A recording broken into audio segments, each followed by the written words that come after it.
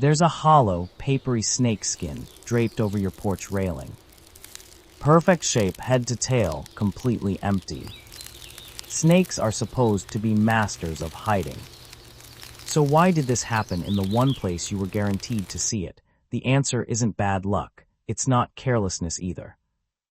It's a survival decision, and once you understand it, you'll never look at a shed skin the same way again. To understand why, you first need to understand what shedding actually is, and why it's far more dangerous for a snake than most people realize. Shedding isn't just a snake changing its skin the way we might picture flaking sunburned skin. It's a complete replacement of the entire outer layer of the body, including the transparent scales covering the eyes. And for several days before that skin finally comes off, the snake goes through something most people have never heard of. It becomes functionally blind. Here's what's actually happening beneath the surface. A new layer of skin begins forming underneath the old one, and fluid builds up between the two layers to help separate them. During this stage, the snake's eyes turn a cloudy, milky blue. Because the old transparent scale covering each eye hasn't come off yet. And the fluid buildup scatters light right in front of the lens. For anywhere from a few days to over a week, the snake can barely see anything beyond vague shapes and shifts in light. Now think about what that actually means for a moment.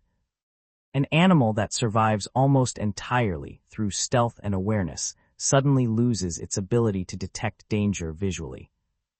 Right when it's at its most vulnerable.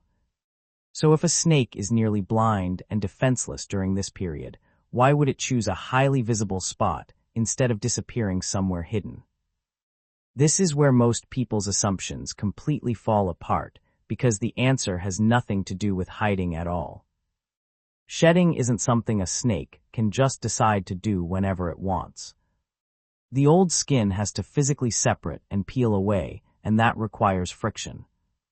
The snake needs to find a rough or textured surface, something to snag the loosening skin on the head first, so it can essentially crawl out of itself the way you'd pull off a sock inside out.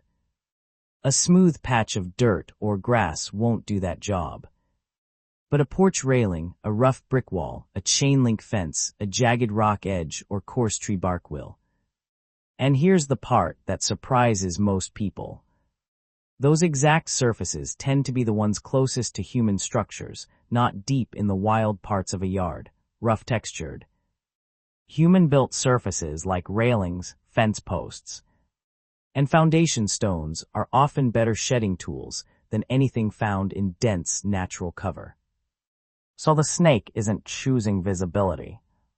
It's choosing texture, and visibility just happens to be the side effect of where that texture exists.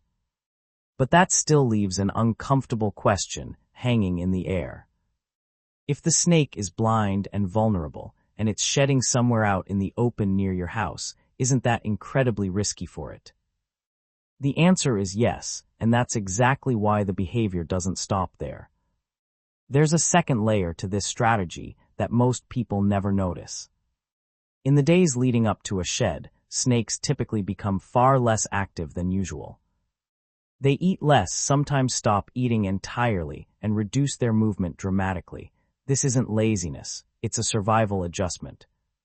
Since the snake can't rely on quick reflexes or clear vision to detect and avoid threats, its best defense becomes staying still and minimizing exposure to situations where it would need to react quickly. In other words, the same instinct you learned about in an earlier video, the tendency to freeze rather than flee, becomes even more pronounced during this vulnerable window.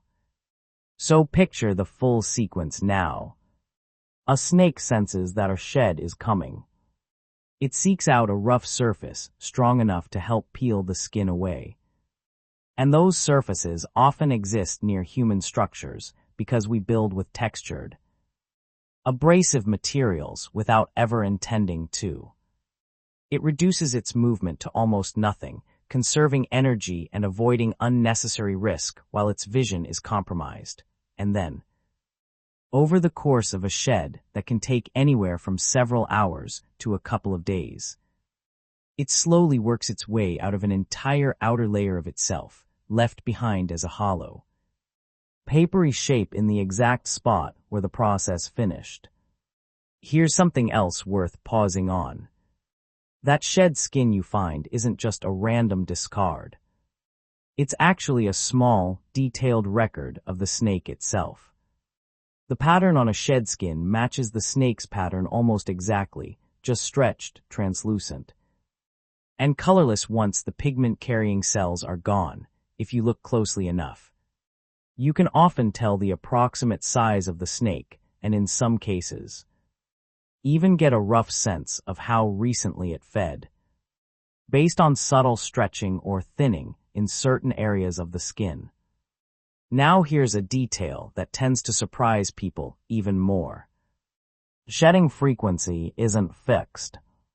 It isn't something that happens on a strict monthly or seasonal schedule the way people often assume.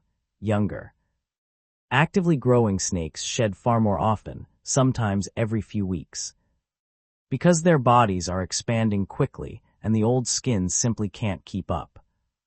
Adult snakes whose growth has slowed dramatically might shed only a handful of times a year. This means that if you're seeing shed skin repeatedly in the same spot on your property, especially multiple times across a single season, there's a reasonable chance you're looking at a juvenile snake that's still growing, not necessarily a large or fully mature one. So why does this matter for you, standing on your porch, looking at a piece of translucent snake skin draped over the railing? A few things, and they change how you should think about the situation entirely. First, finding shed skin is not the same as an active threat by the time you find it. The shedding process is already complete, and the snake has already moved on from that exact spot, usually to resume its normal activity with a fresh, cleaner set of scales. The presence of a shed doesn't mean a snake is lurking somewhere nearby right now. It means one was there recently, going through a process it needed a rough surface to complete. Second, and this connects directly to what we covered about temperature and shelter. The fact that shedding often happens near your house isn't a coincidence, and it isn't something to be alarmed by either. It's simply a byproduct of the textured surfaces we build without thinking about them. Brick, stucco, wooden railings, chain-link fencing. All of it happens to double as ideal shedding tools for a snake that has no other option nearby. Third, if you want to reduce the chances of finding shed skin in highly visible spots like porches or railings, the same approach that worked for reducing general snake activity applies here too, reducing rough, exposed surfaces close to entry points and keeping wood piles, loose stones, and debris farther from the house. Remove some of the most convenient shedding tools a snake has access to. It won't eliminate the behavior entirely, since snakes will always need something to shed against, but it can shift where that shedding happens, further from the areas you walk through every day. And here's the last thing worth understanding, because it reframes the entire encounter. That empty, papery shape you found isn't evidence of danger. It's evidence of vulnerability successfully survived. For several days, that snake couldn't see clearly, couldn't move quickly, and couldn't rely on its usual defenses. It found the one surface nearby rough enough to help it through that process, held still, minimized risk exactly the way its biology is built to do, and came out the other side with a brand new layer of skin ready to go. So the next time you find a hollow, translucent snake skin somewhere painfully visible, right where you'd expect a snake to want to hide instead, you'll know exactly what actually happened there, not carelessness. Not a snake choosing to expose itself for no reason, a quiet, necessary act of survival, using the only rough surface available. timed and executed exactly the way millions of years of evolution designed it to be.